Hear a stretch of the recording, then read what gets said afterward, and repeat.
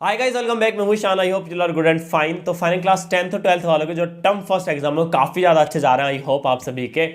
और आज हम बात करने वाले टर्म सेकंड एग्जाम के बारे में, क्या वो कैंसिल हो सकते हैं।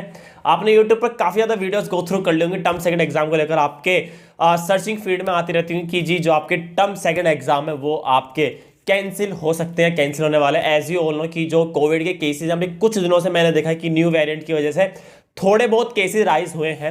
ऐसी ही हमारा जो कंडीशन थी वो मार्च के आसपास थी, जब भी थोड़े से केसेस राइज हुए, फिर एकदम हमारे केसेस पहुंच गए काफ़ी अच्छे लेवल पर। ठीक है, 4 लाख 4.5 लाख के आसपास केसेस पहुंच गए थे उस टाइम पर।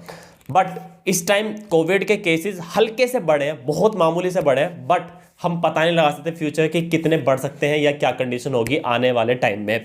तो इससे रिलेटेड एक सीबीएसई ने सर्कुलर निकाला था कि आपके टर्म सेकंड की एग्जाम जो होंगे, अगर उनमें कंडीशन खराब हुई या कंडीशन उनमें ठीक ठाक नहीं हुई, तो उसके बेसिस पर सीबीएसई क्या करने वाला है, क्योंकि सीबीएसई ने अपने सर्कुलर में सारी चीजें गो थ्रू अच्छे से कर दी थी।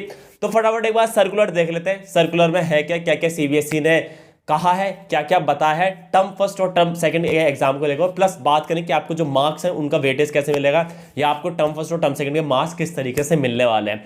तो चलिए स्टार्ट करते हैं फिर। So hi guys, finally we are in the circular. ठीक है, और ये वाला जो सर्कुलर था ये आपका 5 जुलाई को आया था, बट इसमें काफी ज्यादा इंपॉर्टेंट चीजें हैं जो हमें आज गो थ्रू करनी है, जो कि सीबीएसई ने उसी टाइम पर टर्म फर्स्ट और टर्म सेकंड के बारे में बता दिया था।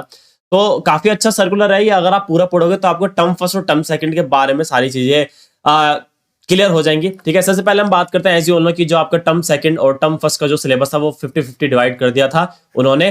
ठीक है, कि आपका टर्म फर्स्ट अलग होगा, टर्म सेकंड अलग होगा। जो आपका टर्म फर्स्ट होगा वो ऑलरेडी आपका जो है दिसंबर में हो ही रहा है, और जो आपका टर्म सेकंड होगा वो इन्होंने बता दिया था कि आपका जो है अप्रैल और मार्च के आसपास ही होगा। ठीक है, ओके, नेक्स्ट मूव करते हैं। इसमें एक इंपॉर्टेंट बात थी, वही मुझे आपको डिस्कस करनी थी। ये तो टर्म फर्स्ट की बात होगी, जिसमें उन्होंने बताया कि जो आपका टर्म फर्स्ट होगा नवंबर दिसंबर के आसपास होगा।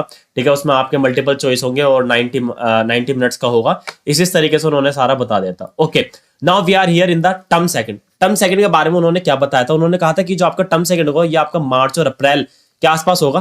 ठीक है, मतलब मार्च और अप्रैल, या मार्च के लास्ट में स्टार्ट हो जाए या मार्च के मिड में, अप्रैल, मार्च और अप्रैल के आसपास। ठीक है, the paper will the 2 hour duration. जो इसका पेपर जो होगा वो 2 घंटे का, and have the question of the different format. इसमें भी केस स्टडी बेस्ड क्वेश्चन होंगे और सिचुएशन बेस्ड। ठीक है, open ended, short answer, long answer type. मतलब ये आपका जो क्वेश्चन होगा, ये आपका जो क्वेश्चन पेपर इसमें आएगा टर्म सेकंड में, यहाँ पे अगर डिस्क्रिप्टिव आएगा, मतलब वो नहीं होगा कि आप टिक कर रहे हो, ऑब्जेक्टिव नहीं, सब्जेक्टिव क्वेश्चन होगा, यहाँ पे डिस्क्रिप्टिव होगा। ठीक है, और ये चीजें आपको थोड़ा सा डिटेल करनी पड़ेगी। इन case of the situation is not conductive of the normal descriptive paper, a 90 minute MCQ will be based. अगर ये कहने की अगर सिचुएशन सही नहीं हुई, ठीक है, अगर थोड़ी बहुत खराब होती है, तो ये क्या करेंगे, 90 मिनट्स का पेपर ले लेंगे, जैसा आपके टर्म फर्स्ट जा रहा है। ठीक है, या जैसा आपका टर्म फर्स्ट चला गया, जा रहा है, इस तरीके से आपका जो एग्जाम ले लेंगे ये टर्म सेकंड का भी। जैसा आपका टर्म फर्स्ट है ऐसे ही टर्म सेकंड का होगा, अगर कंडीशन सही नहीं हुई। Marks of the term second examination would be contribute to the final score. Term second के मार्क्स भी फाइनल स्कोर में ऐड होंगे और टर्म फर्स्ट के मार्क्स भी। तो इसका मतलब टर्म फर्स्ट और टर्म सेकंड दोनों का मिलाकर आपका टोटल स्कोर बन जाएगा। ये बात क्लियर हुई? ठीक है, इतना क्लियर हुआ? ओके, अब देखते हैं कि डिफरेंट डिफरेंट कंडीशन क्या क्या चल रही है, क्या क्या हो सकती है। In case of the situation of the pandemic improve, अगर सिचुएशन पेंडेमिक की जो होगी वो इंप्रूव होगी, मतलब पेंडेमिक चला गया बिल्कुल, student are able to come school of the centre. तो स्टूडेंट क्या होंगे, वो स्कूल या सेंटर पर आकर एग्जाम देंगे, बोर्ड टर्म फर्स्ट और टर्म सेकंड। ठीक है, स्कूल सेंटर पर होंगे, जिनके थ्योरेटिकल और सारे मार्क्स इक्वली डिवाइड होंगे, मतलब जो नॉर्मल जैसे होता है।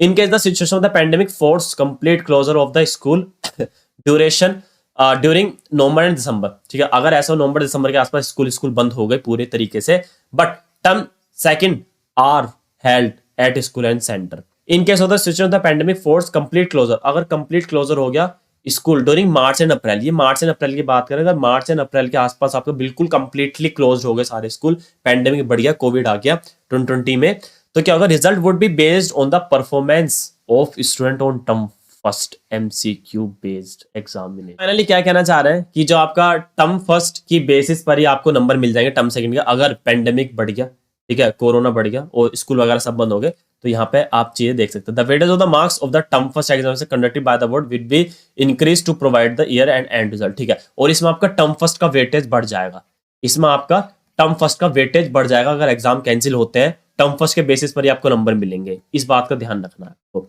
इन case the situation of the pandemic forced complete closure of the school board conducted term first and term second are held taken by the candidate from home in the session 2021. Result will be computed on the base of the internal assessment, practical, project, theory, term first, term second examination are taken the candidate, ठीक है, 10th and 12th. Moderation और other measure ensure the availability, reliability of the assessment. तो इसमें आपका जो moderation का भी हिसाब है, अगर थोड़ा सा स्कूल बंद रहे, ठीक है, तो ये आपका कंप्लीटली था. तो मैंने आपको बताया कि आपको किस तरीके से कैसे कैसे आपको यहाँ पर देखना है कि अगर आपके एग्जाम जो है सीबीएसई में पूरा कंप्लीट बता दिया था इस बार कि आपका अगर पेंडेमिक आ जाता है तो क्या होगा, पेंडेमिक अगर नहीं आता है तो क्या होगा. तो अगर पेंडेमिक कंप्लीट आ जाता है तो आपके टर्म फर्स्ट के बेसिस पर ही आपको टर्म सेकंड के नंबर मिलेंगे. काफ़ी बच्चों के लिए अच्छी बात हो सकती है, काफ़ी के लिए नहीं होती है. तो इसलिए अभी हमें इतनी आगे की नहीं सोचनी है, अभी हमें तैयारी करनी है अपने टर्म सेकंड की.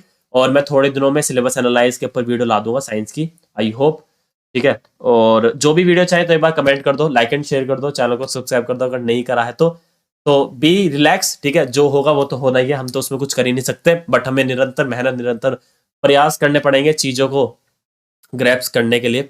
और होपफुली टर्म फर्स्ट आपके अच्छे जा रहे होंगे और टर्म सेकंड का देखते हैं अभी क्या होता है धीरे धीरे. बाकी केसेस आर राइजिंग, थोड़े थोड़े बढ़ रहे हैं.